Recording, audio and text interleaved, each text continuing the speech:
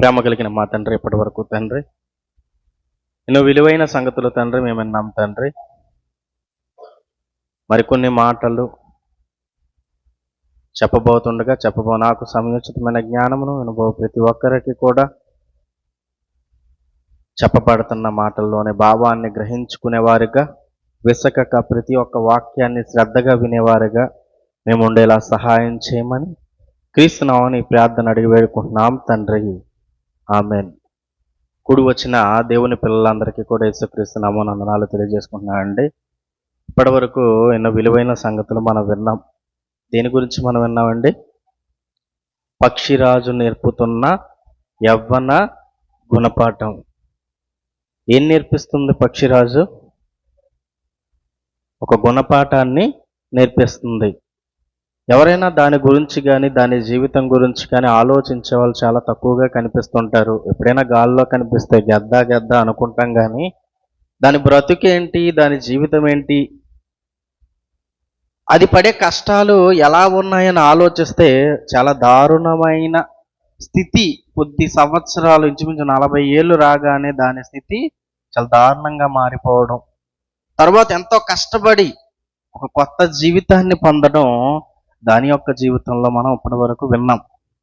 అలాగే ఈ భూమి మీద మనిషికి మరో జీవితం ఉంది.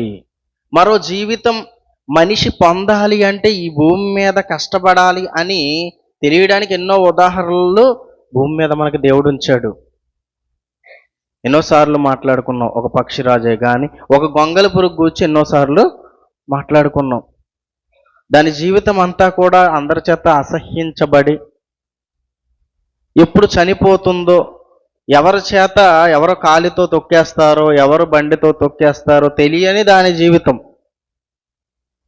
గూడు కట్టుకుంటుంది, జీవితాన్ని కాపాడుకుంటుంది, కష్టపడుతుంది. ఏమైపోతుంది? ఒక సీతాకోక చిలుకగా మన కళ్ళ ముందు మనల్ని ఆనందపరిచేదిగా మారుతుందండి. అంటే ఇవన్నీ చూసినప్పుడు ఎందుకు దేవుడు ఈ భూమిలో పెట్టాడు అనగానే మనకి వాస్తవాన్ని తెలియజేయడానికి.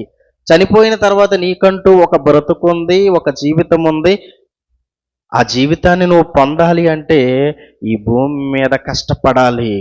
అలానే లోక సంబంధమైన కష్టం కాదు. ఇదిగో నీ కన్న తండ్రి అనే దేవుణ్ణి తెలుసుకుని ఆ దేవుని పనిలో నువ్వు ఉండాలి అన్న సంగతుల్ని తెలియజేయడానికి ఈ భూమి మీద ఎన్నో ఉదాహరణలు దేవుడు పెట్టాడండి. అలాగే ఇంకొకటిగా డిప్లొమా సెకండ్ ఇయర్ పాఠం. ఈ కాలంలో దేవుడు సేవకులను తన సేవ కొరకు పిలుచునా. ఈ కాలంలో దేవుడు సేవ కొరకు సేవకులను పిలుచునా. క్రైస్తవ సమాజంలో ఎక్కువగా వినిపించే మాట అండి ఇది. క్రైస్తవ సమాజంలో చాలామంది బోధకుల నోట మనకి వినపడే మాట ఏదన్నా ఉంది అంటే ముఖ్యంగా ఇదే. ఏంటి? సేవ కొరకు దేవుడు పిలుస్తాడు అన్న సంగతిని ఏ బోధకుడిని అడిగి మీరు వెళ్ళి అడిగినా సరే ఏం చెప్తాడో తెలుసా? మీకు పిలుపు ఎప్పుడు వచ్చింది అని అడుగుతుంటారు కొంతమంది. ఆ యొక్క సందర్భం చెప్తాడు. ఇదిగో చాలా దారుణమైన పరిస్థితిలో నేను ఉన్నప్పుడు దేవుడు నన్ను పిలుచుకున్నాడు, దేవుడు రమ్మన్నాడు, తన సేవ చెయ్యమన్నాడు. ఉతిదే 10th క్లాస్ ఫెయిల్ అయిపోయి ఏం చేయాలో తెలియక ఏ పనికి వెళ్ళినా వెనక్కి గెంటేస్తుంటే, ఏమండి ఏం చెయ్యాలి అని ఆలోచన రాగానే సంచేసుకుని వెళ్ళిపోవడం మొదలెట్టేశారు కొంతమంది. ఎవరన్నా అడిగామనుకోండి ఏం చెప్తారో తెలుసా? అంతే కదండి, 10th ఫెయిల్ అయితే ఏ ఉద్యోగం ఉండదు. ఇప్పుడు డిగ్రీ దాటితే తప్ప ఏ ఉద్యోగం ఇప్పుడు ఉండదు. మరి ఆ కాలంలో 10th క్లాస్కే ఉద్యోగాలు ఉండేవి. మరి ఫెయిల్ అయిన వాళ్ళు ఏం చేయాలి? ఒళ్ళోంచి పని చేయడమో చేయలేరు కొంతమంది. కాబట్టి ఇది కొంతమందికి తేలిగ్గా అనిపించి ఏం చేస్తున్నారు? దేవుడు పిలిచాడు, మమ్మల్ని సేవ చేయమన్నాడు, దేవుని పని చేయమన్నాడు అని బైబిల్లో లేని సంగతులు, బైబిల్లో వేరే కాలంలో రాయబడిన సందర్భాలని ఈ కాలంలో అప్లై చేస్తూ కొంతమంది అబద్ధ బోధలు చేస్తున్నారు. అలాగే ఈ పిలుపు కూడా కొంతమందినేమో సేవ కొరకు పిలిచాడు, కొంతమందినేమో ఒక్కో ప్రాంతం వెళ్ళమని చెప్పాడు. కొంతమందికి సాధారణంగా సేవ కొరకు పిలుచుకున్నాడు. అతను ఉన్న ప్రాంతంలోనే ఏదో ప్రాంతంలో అతను సేవ చేసుకోవడం కొంతమంది దగ్గర చూసాం. అలాగే ఈ పిలుపు కూడా కొంతమందిని ఫలానా ప్రాంతానికి వెళ్ళమని పిలిచినట్టు కొంతమంది చెప్తుంటారు. ఇదిగో దేవుడు నన్ను పిలిచాడు, ఏ ప్రాంతానికి? ఫలానా ఒంగూరు ప్రాంతంలో నన్ను సంఘం కట్టమన్నాడు, లేకపోతే ఫలానా ఏలూరు ప్రాంతంలో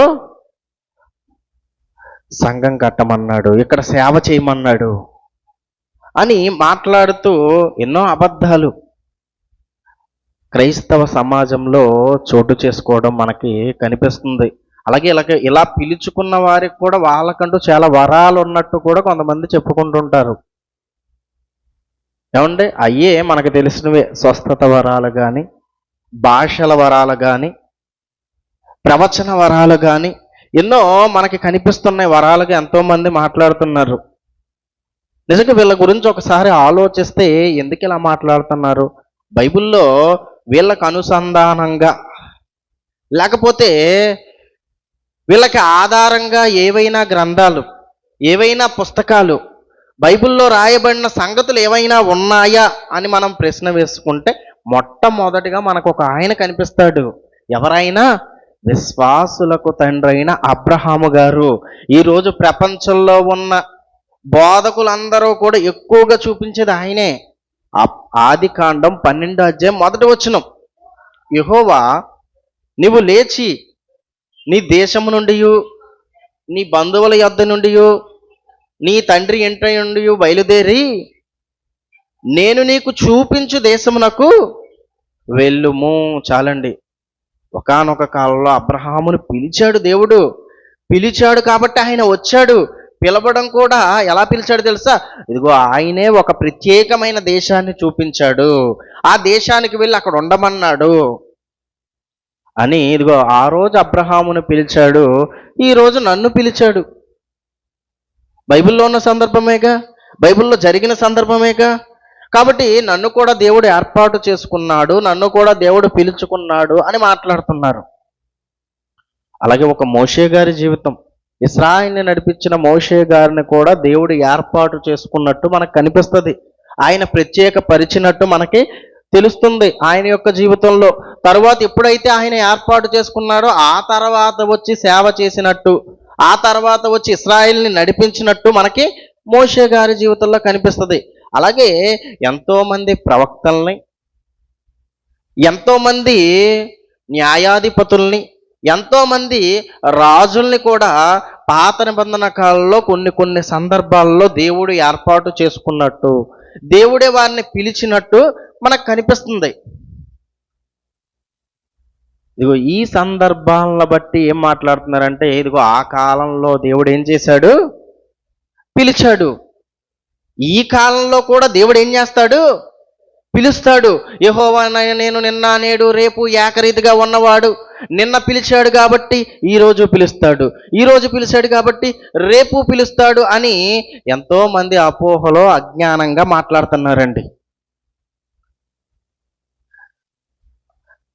నిన్న అన్నది పాత నిబంధన నువ్వు అనుకుంటే, పాత నిబంధన కాలంలో తప్పు చేసిన వెంటనే ఎంతో మందిని చంపేశాడు దేవుడు. ఇప్పుడు కూడా నిన్ను చంపేస్తే దరిద్రం వదిలిపోయేది అబద్ధం ఆడిన వెంటనే. కానీ ఇప్పుడు ఏం చేశాడు దేవుడు? యేసుక్రీస్తు భూమి మీదకి వచ్చాడు, కొంత సమయం ఇచ్చాడు, ఏమంటే రక్షణ దయచేశాడు, మారు మనసు అనేది పెట్టాడు. ఏమంటే ఎన్ని మార్పులు కొత్త నిబంధన కాలంలో జరిగాయి. ఇన్ని మార్పుల్ని పక్కనట్టేసి ఇదిగో పాత నిబంధన కాలంలో అబ్రహాముని పిలిచాడు, మోషేని పిలిచాడు, అబ్రహాముని పిలిచాడు. ఓకే, ఆయన వచ్చాడు. ఆయనకి ఎన్నున్నా సరే ఆయన ఎలా బతికాడు? గుడారాలు వేసుకుని బతికినట్టు ఆయన జీవితంలో కనిపిస్తుంది. ఏది నువ్వు గుడారాలు వేసుకుని బతుకు, గుడారాల పండుగ చేస్తావు కానీ గుడారాల్లో మాత్రం బతకరు. ఏమండి? ఎంతోమంది చేస్తున్నారు, కొంతమంది చేస్తున్నారుగా. మొన్న పోస్టర్ కనిపించింది, ఏంటి గుడారాల పండుగ. ఇల్లు చూడండి, ప్యాలెస్లాగా ఉంటాయి ఇల్లులు. ఇదేంటండి గుడారాల పండుగ అన్నారు? ఆ రోజున్న అబ్రహాము, ఇస్సాకు, యాకోబులు సాదృశ్యంగా చేస్తాను. ఈ గుడారాల పండుగ ఏమో నామకార్థంగా జరుగుద్ది. పర్మనెంట్గా వీళ్ళకంటూ కట్టుకోవలసిన ఇల్లులు, బంగ్లాలు అవి మామూలుగానే ఉంటాయి. నిజంగా ఆలోచిస్తే ఇదిగో బైబిల్లో ఉన్న తనకు అనుకూలంగా ఉన్న ఏదో ఒక సందర్భాన్ని తీసుకుని మనిషి ఏం చేస్తున్నాడో తెలుసా అండి? ఇదిగో ఈ యొక్క సమాజాన్ని మోసం చేయడం నేర్చుకుంటున్నాడు. అలాగే ఇంకో సందర్భం చూద్దాం. మార్కు సువార్త 16వ అధ్యాయము 16వ వచనం నుండి మనం చదువుకున్నట్లయితే, మార్కు సువార్త 16వ అధ్యాయం 16వ వచనం. నమ్మి బాప్తిస్మం పొందినవాడు రక్షింపబడును, నమ్మని వానికి శిక్ష విధింపబడును. తర్వాత నమ్మిన వారి వలన ఈ సూచన క్రియలు కనబడును చెబుతున్నాడండి. ఈరోజు దేవుడు పిలుచుకున్నాడు, దేవుడు ఏర్పాటు చేసుకున్నాడు అని చెప్పిన ఎంతో మంది బోధకులు ఇదిగో ఈ సూచనలు వాళ్ళలో కూడా కనిపిస్తున్నాయని చెప్పుకునే వాళ్ళు ఉన్నారు. ఏంటంటే ఆ సూచనలు? నా నామమున దెయ్యములను వెళ్ళగొట్టుదురు, కొత్త భాషలు మాట్లాడుదురు, పాములను ఎత్తి పట్టుకుందురు, మరణకరమైనది ఏది తాగినను అది వారికి హాని చేయదు, రోగుల పైన చేతులుంచినప్పుడు వారు స్వస్థత నొందుదురని వారితో చెప్పాను. ఏమండి? ఇప్పుడు ఎన్నైతే మాట్లాడుకుంటున్నావో ఇదిగో దేవుడు ఆ రోజు ఏర్పాటు చేసుకున్న అపోస్తులకి ఇవన్నీ కూడా వర్తిస్తాయి అన్నది మనందరికీ తెలుసు. కానీ ఈరోజు మాకు కూడా వర్తిస్తాయని కొంతమంది మాట్లాడుతున్నారు. మేము కూడా దెయ్యాలని వదలకొడతామని మాట్లాడుతున్నారు. మేము కూడా స్వస్థతలు చేస్తామని మాట్లాడుతున్నారు. అలాగే మేము కూడా ఎన్నో గొప్ప కార్యాలు చేస్తామని ఈరోజు చాలామంది మాట్లాడుతున్నారండి. ఎందుకు నిజమేనవి? అవి జరుగుతాయా? ఇన్ని గొప్ప కార్యాలు చేసేవాడు ఏమండి పాము కరిస్తే మాత్రం చచ్చిపోతాడు, విషం తాగితే మాత్రం చచ్చిపోతాడు, మరణకరమైంది ఏది తాగినా ఏమైపోతాడు? చనిపోతాడు. కానీ దెయ్యాలను వదలు కొడతాడు, సూచ్యక్రియలు చేస్తాడు, ఏమండి కొత్త భాషలతో మాట్లాడతాడు. ఈ మూడు మాత్రం చేసేస్తాడు, కానీ కింద మాత్రం చేయలేడు. అదేంటది? యేసుక్రీస్తు చెప్పాడు కదా, అన్నీ చేస్తారని చెప్పాడు. ఏదో పై కొన్ని ఒక్కొక్కరికి ఇస్తానని చెప్పాడండి. అన్నీ చేస్తారు, నమ్మిన వారు అన్నీ చేస్తారు. కానీ వీళ్ళు మాత్రం కొన్ని మాత్రం విడగొట్టుకున్నారు. మరి కొంతమంది అయితే ఇవి కూడా చేసేస్తాం. పాములను ఎత్తి పట్టుకుందామని ఒక ఆయన పాము ఎత్తి పట్టుకుని, మంచి విషం ఉన్న పాముని ఎత్తి పట్టుకుని డ్యాన్స్లు వేస్తున్నాడు చర్చిలో. మరి ఊరుకుంటుంది అది?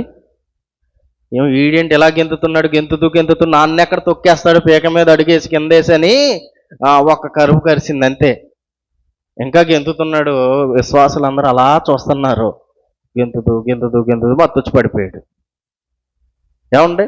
సోషల్ మీడియాలో ఇది వైరల్ అయిపోయింది ఒక సంవత్సరంలో. ఏంటి దీనివల్ల నష్టమా లాభమా ఆలోచించండి. ఇది అజ్ఞానాన్ని, క్రైస్తవుల్లో ఉన్న అజ్ఞానాన్ని చూపించట్లేదా? ఒకసారి ఆలోచించండి. ఇదిగో బైబిలు అర్థం చేసుకోక, సరిగ్గా చదవక, బైబిల్లో ఉన్న విషయాల్ని గ్రహించక ఎంతోమంది అజ్ఞానంలో ఎన్నో తప్పులు చేస్తున్నారు బోధకులుగా ఉన్నవారు. మరికొంతమంది అయితే మోసం చేయడం మొదలెట్టారు. వాళ్ళే ఈ ముందు కేటగిరీలో స్వస్థతలు చేసేవాళ్ళు కానీ, దెయ్యాలను ఎల్లగొట్టేవాళ్ళు కానీ, భాషలు మాట్లాడేవాళ్ళు కానీ, వీళ్ళు ఏం చేస్తున్నారో తెలుసా? మోసం చేస్తున్నారు. ఎందుకంటే ఇదిగో ఇవన్నీ ఎవరి ద్వారా జరుగుతాయంటే ఇంకొక మనిషి ద్వారా జరుగుతాయి. ఒక మనిషిని మాట్లాడి పెట్టుకోవచ్చు, అవునా? స్వస్థత జరిగిందని చెప్పడానికి ఒక మనిషిని. ఏమండి? భాషలు అంటే ఇంక ఇష్టం వచ్చింది మాట్లాడేస్తాడు. అది ఎవరికి అర్థం కాదు, దాన్ని ఎవరు ఏం చేయలేరు. ఇంకా ఏమండి? అయిపోయింది. దెయ్యాలు వదలగొట్టడానికి కొంతమందిని ఏర్పాటు చేసుకుంటాడు, కానీ పాముల్ని ఏర్పాటు చేసుకోలేడుగా. ఆయన నువ్వు చెప్పినట్టు వినవుగా. కాబట్టి ఇదిగో ఈ వారం నాకు లేదు, గబుక్కుని ఎవరైనా విషం ఇచ్చేసి తాగమంటారేమో అని ఈ వారం కూడా నాకు లేదు. చూసారు ఎంత తెలివిగా ఎస్కేప్ అయ్యారో. ఒక క్రీస్తు విరోధి ఏం చేశాడంటే ఒక పెద్ద వేదిక పెట్టాడు. యేసుక్రీస్తు లేడని నిరూపిస్తాను అని సవాల్ చేశాడు. యేసుక్రీస్తు ఉన్నాడని నేను నిరూపిస్తానని ఒక అబద్ధ బోధకుడు ఆయన కూడా వెళ్ళిపోయాడు. వెళ్ళిపోగానే ఇదిగో నేను స్వస్థతలు, సూచక్రియలు, అద్భుత కార్యాలు చేసే బోధకుడు వెళ్ళాడండి. అక్కడికి కూర్చున్నాడు. నువ్వు బైబిల్ నమ్ముతావా అన్నాడు. ఆ బైబిల్ నమ్ముతాను అన్నాడు. యేసుక్రీస్తు మాటలు నమ్ముతావా? యేసుక్రీస్తు మాటలు నమ్ముతాను అన్నాడు. ఇదిగో నువ్వు ఎంతో గొప్ప ప్రవక్తవు కదా, ఒక మాట చూపించి ఈ మాట ఎవరి కోసమని అడిగాడు. అది ఈ మాట. స్వస్థతలు అన్నప్పుడు నా కోసమే, దెయ్యాలను వదిలి నేను వదలగొట్టేస్తా. ఏమండి భాషలు మాట్లాడతా, ఏ భాష కాలితే ఆ భాష, నీకు అర్థం కాని ప్రతి భాష నేను మాట్లాడతాను అన్నాడు. తర్వాత ఈ కేటగిరీలో ఏమొచ్చింది? పాములను ఎత్తి పట్టుకుందరు, విషం తాగినా వాళ్ళకేమవదు, మరణకరమైనది ఏది తాగినా హాని జరగదు. కాబట్టి నీకు విషం తీసుకొస్తాను ఇక్కడికి. ఏం తీసుకొస్తాడంట? విషం బాటిల్ ఒకటి తీసుకొస్తా, అది తాగేసి ప్రాణంతో వెళ్ళిపో, నీ దేవుడు ఉన్నాడని నేను నమ్మేస్తా అన్నాడు. ఇలా చెప్పి ఇలా మాట్లాడి ఇంచుమించు 13 మంది బోధకులు ఓడించిన ఒక వ్యక్తి ఉన్నాడు. ఇస్లాం సోదరుల్లో ఒక వ్యక్తి. బైబిల్ మనకి సరిగ్గా చదవడం రాకపోతే, సరిగ్గా అర్థం చేసుకోవడం రాకపోతే దానివల్ల వచ్చే నష్టం ఎంత దారుణంగా ఉందో చూసారా? ఇదిగో యేసుక్రీస్తుని నమ్మేవాడు కూడా, తెలుసుకునేవాడు కూడా, ఆయన మాటలు విని ఆయన చూపిన ప్రేమను గ్రహించేవాడు కూడా ఏమైపోతాడు? ఇదిగో ఇదంతా అబద్ధం అని దగ్గరికి రాని పరిస్థితి ఎదురవుతుంది కదండి. ఇదిగో పాములను ఎత్తి పెట్టుకుంటారు, విషకరమైనది ఏది తాగినా ఏమీ అవదు అనగానే ఇదిగో ఈ మాత్రం చేయని వారు, చేస్తామని మోసపోయిన వారు మనకు కనిపిస్తున్నారు. అలాగే ఇంకోటికి ఏం చదివాం? భాషలు మాట్లాడడం.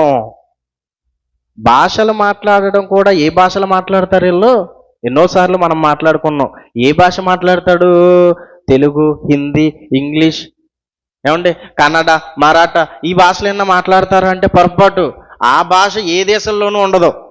ఎవరైనా పోనీ అర్థం చెప్తారు, పోనీ అర్థం తెలిసినోడు ఎవరైనా భూమి మీద ఉంటారు అంటే ఈడు మాట్లాడింది ఆల్రెడీ భాషలు వచ్చిన భాషలకు కూడా అర్థం కాదు. ఏమండి అంతే కదా. భాషలు మాట్లాడే ఒకళ్ళ బోధకులు ఆలోచించండి, వేల మంది భాషలు మాట్లాడే బోధకులు ఉన్నాడు. ఇతను భాషలో మాట్లాడాడండి, మరి ఇంకొకడు కూడా భాషల్లో మాట్లాడే బోధకుడేగా. ఈ భాషల్లో మాట్లాడిన బోధకుడు మాటలు ఇంకొకటి వినిపించి దీని అర్థం ఏంటో చెప్పమనండి, చెప్తాడా? అతనేం మాట్లాడేది ఇతనికి తెలియదు. ఎందుకు? అది అర్థమయ్యే భాష కాదు కదా. ప్రారంభ కాలంలో శిష్యులు మాట్లాడారు. ఏ భాషలతో మాట్లాడినట్టు కనిపిస్తుంది? అపోస్తుల కార్యములు 2వ అధ్యాయము 2 నుంచి 17 వచనాలలో ఈ యొక్క సందర్భం మనకు కనిపిస్తుంది. ఏ భాషతో మాట్లాడాడో ఒకసారి మనం చదువుకుందాం. ఏమన్నా ఎన్నో వచనం అది? అన్య భాషలతో మాట్లాడసాగరి అని ఉంటుంది. అపోస్తుల కార్యం 2వ అధ్యాయం 2 నుంచి 17 వచనాలలో 4వ వచనం. అందరూ పరిశుద్ధాత్మతో నిండుకున్న వారై ఆ ఆత్మ వారికి వాక్శక్తిని అనుగ్రహించినది కొలది అన్య భాషలతో మాట్లాడసాగిరి. అన్య భాష అంటే అర్థం ఏంటి? ఏమండి ఇదిగో నీ పక్కన ఉన్నవారు, లేకపోతే పక్క దేశం వారు, లేకపోతే పక్క ప్రాంతం వారు. ఇప్పుడు మనం తెలుగు భాషలో మాట్లాడతాం, మనకి ఏది అన్య భాష అవుతుంది? ఒక హిందీ కానీ ఒక ఇంగ్లీష్ కానీ ఇదేమవుతుంది తెలుసా? అన్య భాష అని మనం అంటుంటాం. అంటే ఆ కాలంలో వాళ్ళు అన్య భాషలు అనగానే ఏ భాషలతో మాట్లాడారు?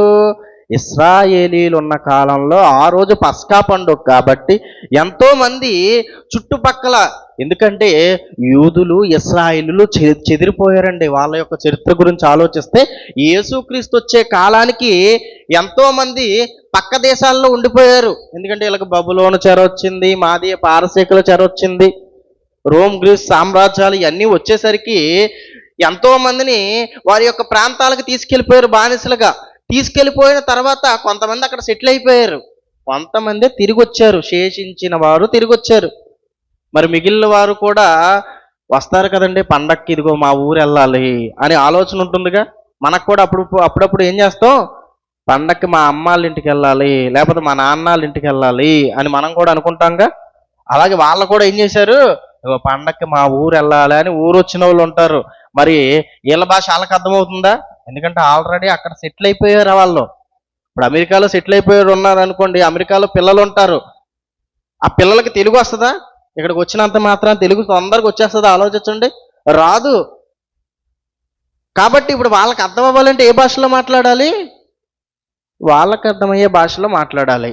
అలాగే యెరూషలేము దేవాలయం అనగానే అన్యులు కూడా ఆ దేవాలయానికి వచ్చి పూజలు చేసేవారు, దేవుణ్ణి ఆరాధించినట్టు అక్కడ మనకి బైబిల్ చరిత్రలో మనకు కనిపిస్తుంది. అంటే అన్యజనులు కూడా వచ్చారు. అన్యజనుల్లో చాలా మంది ఇంకో ఇశ్రాయేలు దేవుడైన యెహోవా అంటే ప్రపంచం అందరికీ కూడా తెలిసింది ఆ కాలంలో. అంటే వాళ్ళందరి భాషలు వేరు. కాబట్టి వాళ్ళందరికీ అర్థమయ్యే భాషలో సువార్తను ప్రకటించాలి అంటే అందరూ పోగడే ప్రదేశం అది.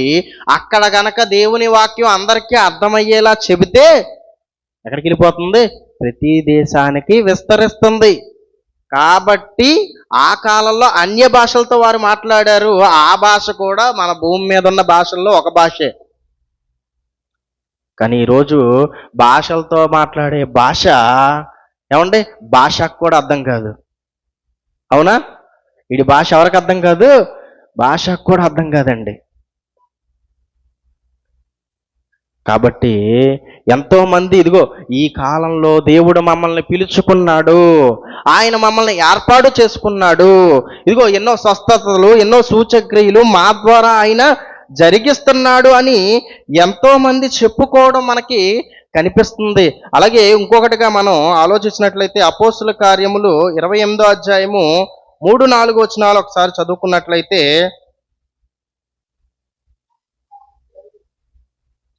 అపోస్తుల కార్యం 28వ అధ్యాయం 3-4 వచనాలు. అప్పుడు పౌలు ఏమండి అప్పుడు పౌలు మూకుడు పుల్లలు వేరి నిప్పుల మీద వేయగా ఒక సర్పము వేడికి బయటకు వచ్చి అతని చేయి పట్టెను. ఆ దీపవాసులు ఆ జంతువు అతని చేతిని వేలాడి చూచినప్పుడు నిశ్చయముగా ఈ మనుషుడు నరహంతకుడు. ఎప్పుడు జరిగేవి? ఈ కాలంలో కరిస్తే చచ్చిపోవలసిందే. కానీ ఏ కాలంలో వరకు ఇది వర్తించింది?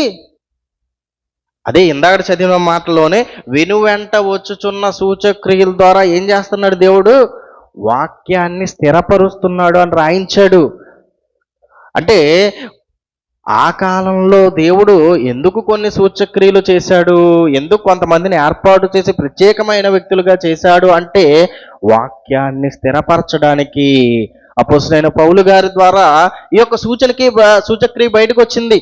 ఇదిగో ఇతనికి విషపూరితమైన సర్పము కరిచినా సరే ఏమీ కాలేదు. అలాగే పాత నిబంధన కాలంలో ఎంతో మంది ఇదిగో మేము దేవుడిని చూసాం, దేవుడితో మాట్లాడాం, దేవుడు మమ్మల్ని పిలిచాడు అని ఎంతో మంది మాట్లాడారు. ఇదిగో వాళ్ళు మాట్లాడారు కాబట్టి మేము దేవుడిని చూసాం, మమ్మల్ని దేవుడు పిలిచాడు అని ఈ రోజు మాట్లాడితే కుదురుతుందా? ఆలోచించండి. ఎందుకు కుదరదు? ఇదిగో దేవుడు మమ్మల్ని పిలుచుకున్నాడు అని ఎవరైనా అంటే వాడే పెద్ద అబద్ధికుడు, వాడే పెద్ద దొంగ. ఎందుకు? పాత నిబంధన కాలంలో దేవుడు అని కొన్ని సందర్భాల్లో రాయించిన ఎక్కువ సందర్భాల్లో మనకి ఎవరు కనిపిస్తారో తెలుసా? ఒక మోషేతో మాట్లాడింది కానీ, ఒక అబ్రహాముతో మాట్లాడింది కానీ, వీళ్ళందరితో మాట్లాడింది ఎవరని తెలుస్తుంది? దేవుడని కాదు, దేవదూతగా కొత్త నిబంధన కాలం వచ్చాక చెప్పాడు. అదే అపోస్తల కార్యములు 7వ అధ్యాయం 38వ వచనం. అపోస్తల కార్యములు 7వ అధ్యాయం 38వ వచనంలో చెప్తున్నాడు, ఇదిగో దేవుడు పిలిచాడు అని పాత నిబంధన కాలంలో భక్తులు అనుకున్నారేమో కానీ అసలు ఇదిగో మీరు ఏ కాలమందు ఎట్టి కాలమందు ఆయన స్వరము వినలేదు, ఆయన స్వరూపం చూడలేదు అని యేసుక్రీస్తు చెప్పాడు. మరి ఎవరిని చూశారు, ఎవరి స్వరం విన్నారు అనగానే చెప్తున్నాడు ఇక్కడ అపోస్తల కార్యములు 7వ అధ్యాయము 38వ వచనం. సీనాయి పర్వతము మీద తనతో మాట్లాడిన దేవదూతతోనూ మన పితరులతోనూ అరణ్యములోని చాలండి పూర్వకాలమందు తనతో మాట్లాడిన దేవదూత. ఇదే పాత నిబంధన కాలంలో ఏమని రాయబడి ఉంటుంది తెలుసా? దేవుడు అని రాయబడి ఉంటుంది. వాళ్ళు అనుకున్నారు కొంతమంది, అంతే కదండి, ఒక వెలుగు స్వరము వినపడంగానే దేవుడు మాట్లాడినట్టు వారు అనుకున్నారు. అలాగే ఆ మాట కూడా ఎవరిదో తెలుసా? దేవదూత మాట్లాడినప్పటికీ ఆ మాట ఎవరిది? దేవుడిది. అందుకే దేవుడైన యెహోవా వాక్కు వినిపిస్తుంది ఎవరు? దేవదూత. ఇప్పుడు నేను మాట్లాడుతున్నా, మైక్ ద్వారా వింటున్నారు. ఏమండి మైకే నేనైపోతానా?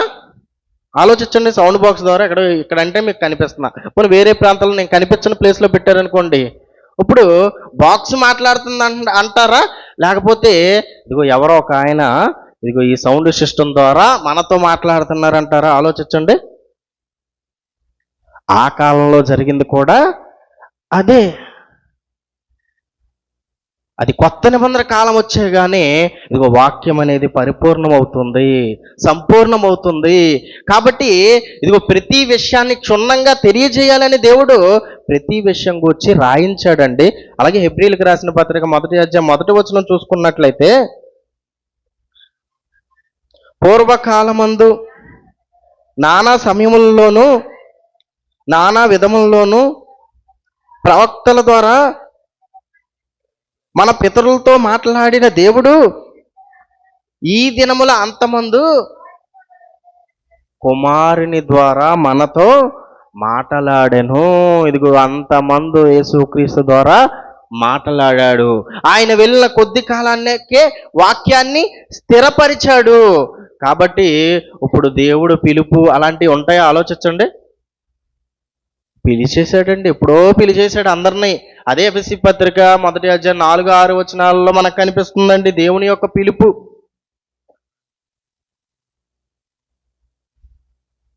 ఎఫెసీలకు రాసిన పత్రిక 1వ అధ్యాయము, ఎట్లనగా తన ప్రియునియందు తాను ఉచితముగా మనకు అనుగ్రహించిన తన కృపామహిమకు కీర్తి కలుగు నిమిత్తము తన చిత్త ప్రకారమైన దయా సంకల్ప చొప్పున యేసుక్రీస్తు ద్వారా ఆ కుమారులుగా స్వీకరించుటకై మనలను ముందుగా ఏం చేశాడంటే ఆయన తన కోసము నిర్ణయించుకొని మనము తన ఎదుట పరిశుద్ధులను నిర్దోషులై ఉండవలెనని జగత్తు పునాది వేయబడక మునిపే ప్రేమ చేత ఆయన క్రీస్తులో మనల్ని ఏర్పరుచుకున్నాడు. నిన్నొక్కడనే కాదు ఏర్పాటు చేసుకోడు. ఎవరైతే యేసుక్రీస్తుని నమ్మారో వాళ్ళందరినీ ఏం చేశాడంటే ఆయన ఏర్పరుచుకున్నాడు. అందుకే దేవుడు ప్రతి విషయాన్ని కూడా క్షుణ్ణంగా రాయించాడండి. అపోస్తుల కార్యాల్లో కూడా ఇదిగో మారు మనసు పొంది పాపక్షమాపణ నిమిత్తం బాప్తిసం పొందిడి, అప్పుడు కొంతమందికి వస్తుంది అన్నాడు పరిశుద్ధాత్మ దేవుడు? కాదండి, అందరికీ ఏమొస్తుంది? పరిశుద్ధాత్మను వరం అందరికీ దేవుడు ఇచ్చేశాడు. బాప్తిసం తీసుకున్న ప్రతి ఒక్కరికి పరిశుద్ధాత్మను దేవుడు వరంగా ఇచ్చేశాడు. అంటే ఏం చేశాడు ఆయన? అందరినీ అప్పుడే ఏర్పాటు చేసుకుంటున్నాడు. ఇంకా ఆలోచిస్తే జగత్తు పునాది వేయబడక ముందే ఏర్పాటు చేసుకున్నాడు. కాబట్టి భూమి మీద తల్లి గర్భం ద్వారా మనల్ని ఈ భూమి మీదకి రప్పించాడండి. ఇంకో మాట చూసుకుందాం. పేతురు రాసిన మొదటి పత్రిక 2వ అధ్యాయం 9వ వచనం. పేతురు రాసిన మొదటి పత్రిక 2వ అధ్యాయం 9వ వచనం. అయితే మీరు చీకటిలో నుండి ఆశ్చర్యకరమైన తన వెలుగులోనికి మిమ్మును పిలిచిన వాని గుణాతిశయములను ప్రచురము చేయు నిమిత్తము ఏం చేశాడంట? నాకు పిలుపు లేదు అని కొంతమంది బాధపడతారు. నన్ను పిలిచేశాడు అని కొంతమంది వచ్చేస్తుంటారు. ఆలోచించండి. దేవుడు ఎప్పుడు పిలిచాడంట? ఎప్పుడో పిలిచేశాడు. నీకు వినపట్ల, చెవులు పోయాయి నీకు. దేవుడు ఏర్పాటు చేసుకున్నాడు నిన్ను, భూమి మీదకి వచ్చావు. దేవుడు పిలుస్తున్నాడు. ఎలా? ఆయన యొక్క వాక్యం నీ చుట్టుపక్కల ప్రకటించబడుతుంది. ఆయన గురించి ఎన్నో విలువైన సంగతులు నీకు తెలియజేయబడుతున్నాయి. ఎన్నో ఉన్నతమైన దేవుని జ్ఞాన విషయాలు నువ్వు తెలుసుకుంటున్నావు, నీకు వినపడుతుంది. యేసుక్రీస్తు గూర్చిన సంగతులు నీకు వినపడుతున్నాయి. అంటే దాని అర్థం ఏంటో తెలుసా? ఆయన నిన్ను పిలుస్తున్నాడు వాక్యం ద్వారా. ఎన్నో ప్రాంతాలకు వెళ్ళి సువార్త ప్రకటిస్తున్నాం కదండి మనం. ఏంటనుకున్నారు దాని అర్థం? ఎంతో మందిని దేవుని దగ్గరికి రమ్మని పిలుస్తున్నాం. ఇది పిలుపు. అలా వచ్చి మారిన వారమే మనమందరం కదండి. అలా వచ్చి మారి వాక్యం నేర్చుకుని వాక్యం చెప్తున్న వారమే కదండి మనమందరము. అదండి పిలుపు. అందుకే చెప్తున్నాడు, అయితే మీరు చీకటిలో నుండి ఆశ్చర్యకరమైన తన వెలుగులోనికి మిమ్మును పిలిచిన వాని గుణ అతిశయములను ప్రచురము చేయు నిమిత్తము ఏర్పరచబడిన వంశము, రాజులైన యాజక సమూహము, పరిశుద్ధ జనము, దేవుని సొత్తైన ప్రజలునై ఉన్నారు. ఏమండి? క్లియర్గా చెప్తున్నాడు, ఏర్పరచబడిన వంశం అంట మనం, రాజులైన యాజక సమూహం, మిమ్మల్ని ఎప్పుడో ఏర్పాటు చేసుకున్నా, ఎప్పుడో పిలుస్తున్నా అని దేవుడు చెబుతున్నా గ్రహించని వారికి ఈరోజు సమాజం ఉంది. అందుకే చాలా మంది ఇగో ఈ కాలంలో మమ్మల్ని దేవుడు పిలుస్తున్నాడు అని మోసం చేసే వాళ్ళు బయలుదేరారంటే, బైబిల్ పట్టుకున్న క్రైస్తవులు బైబిల్ను చదివి ఆ బైబిల్ ప్రకారం ఉండగలిగితే ఎవరైనా ఇలాంటి అబద్ధాలు బోధించగలరో ఆలోచించండి. బోధించలేరు. కానీ క్రైస్తవుడు ఎలా మారిపోయాడో తెలుసా అండి? బైబిల్ పట్టుకుని సంఘానికి వెళుతూ ఎన్నో ప్రాంతాలు తిరుగుతున్న విశ్వాసులు ఈరోజు ఎలా మారిపోయారో తెలుసా? బైబిల్ పట్టుకుంటారు కానీ అందులో ఉన్న సంగతులు చదవరు. వాగ్దానాలు అని సంవత్సరానికి ఒకసారి వాగ్దానం తీసుకుంటారు, ఇంకా ఆ వాగ్దానాన్నే చూసుకుంటాడు సంవత్సరం అంతా. ఎన్నో ఉన్నాయిగా బైబిల్, మళ్ళీ ఆ వాగ్దానాలలో కూడా ఏముంటాయి? అన్ని ఆశీర్వాదాలే. మళ్ళీ క్యాలెండరీలో ఒకటి వచ్చాయి, ఆ క్యాలెండరీలో ఏముంటాయి? ఆశీర్వాదపు మాటలు ఉంటాయి. అవి చదువుకుని ఆనందపడతాడు. బైబిల్ మాత్రం తీయడండి, బైబిల్లో ఉన్న మాటలు మాత్రం చదవడు.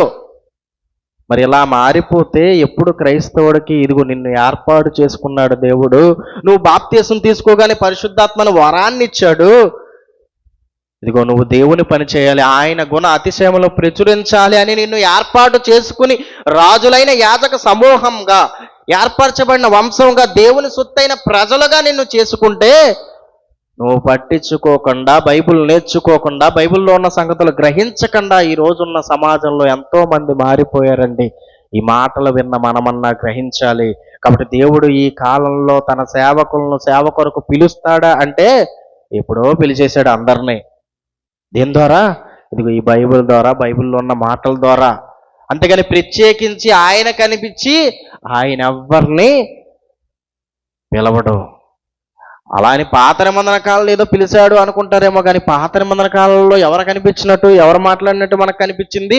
దేవదూతలు మాట్లాడారు. అక్కడ కూడా దేవుడు లేడు. దేవుడు పిలిచినట్టు మనకి కొత్త నిబంధన కాలం వచ్చాక రాయబడలేదు. కాబట్టి బైబిల్ని మనం బాగా చదివి అర్థం చేసుకుంటే వాస్తవాల్ని, సత్యాల్ని మనం తెలుసుకోగలం. అర్థం చేసుకోకుండా అపార్థం చేసుకుని ఇదిగో దేవుడు అప్పుడు జరిగిందిగా ఇప్పుడు జరుగుతుంది, అప్పుడు చేస్తానన్నాడుగా ఇప్పుడు చేస్తాడు అని అజ్ఞానంగా మారిపోయామనుకోండి, ఏం జరుగుతుంది? చివరికి విషం తాగి మనమే చచ్చిపోవాల్సి వస్తుంది. అలాంటి పరిస్థితిలోకి వెళ్ళకూడదంటే ఏం చేయాలి? అంతే కదండి. ఇదిగో బైబిల్లో ఉన్నాడు, దేవుడు చూపించాడు, దేవుడు చెప్పాడు, ఇదిగో విషం తాగి అన్నాడు. ఏం చేశాడు? అన్నీ జరుగుతాయి, అది బైబిల్లో ఉంది, కానీ అన్నీ చేస్తామేంటి అని ఒక బోధకుడు సైడ్ అయిపోయాడు. క్రైస్తవ్యానికి అవమానపరిచే విధంగా క్రైస్తవ్యాల్లో బైబిల్లో ఉన్న మాటలు గ్రహించని ఎంతో మంది బోధకులు చేస్తున్నారు. కాబట్టి ఈ మాటలు విన్న మనమన్నా ఆలోచించాలి. దేవుడు మనల్ని ఎప్పుడో పిలిచాడు, మనల్ని ఏర్పాటు చేసుకున్నాడు కాబట్టి భూమి మీదకి వచ్చాం, మనం పిలిచాడు కాబట్టే ఇదిగో దేవుని గూర్చిన మాటలు మనం వింటున్నాం. కాబట్టి మనం ఏం చేయాలి? సువార్తను ప్రకటించాలి. ఆయన యొక్క గుణ అతిశయములు ఏం చేయాలి? ప్రచురం చేయాలి. ప్రచురం చేయాలంటే ఏం చేయాలి? ముందు తెలుసుకోవాలిగా యేసుక్రీస్తు గురించి, యేసుక్రీస్తు లక్షణాల గురించి నువ్వు తెలుసుకోవాలి, నువ్వు పాటించాలి. ఆ తరువాత వెళ్ళి సమాజానికి చెప్పాలండి. కాబట్టి దేవుడు ఈ కాలంలో సేవకుల్ని ప్రత్యేకంగా పిలవడం అనేది, దర్శనంలో కల్పించి పిలవడం అనేది జరగదు. కళ్ళు మూసుకొని ప్రార్థన చేసుకుందాం. ప్రేమ కలిగిన మా తండ్రి, ఇప్పటివరకు తండ్రి కొన్ని తండ్రి విలువైన సంగతులు తండ్రి మేము విన్నాం తండ్రి. విని వదిలేసేవారిగా కాక విన్న ప్రతి మాటను గురించి ఆలోచించేవారిగా తండ్రి, మీరు మా కోసం ఎన్నో విషయాలు, ఎన్నో సంగతులను రాయించారు తండ్రి.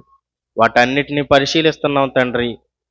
మేము నేర్చుకుంటూ ఎంతో మందికి యొక్క సువార్తను ప్రకటించే వారిగా మా యొక్క బ్రతుకులు ఉండేలా సహాయం చేయమని క్రీస్తునామని ప్రార్థన అడిగి వేడుకుంటున్నాం తండ్రి. ఆమేన్.